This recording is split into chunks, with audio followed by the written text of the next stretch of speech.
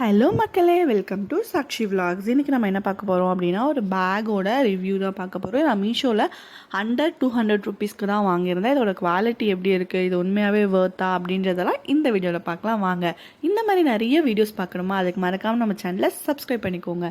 இது வந்து ஒரு அழகான பீச் கலர் பேக்கு ரொம்ப அழகாக இருந்துச்சு.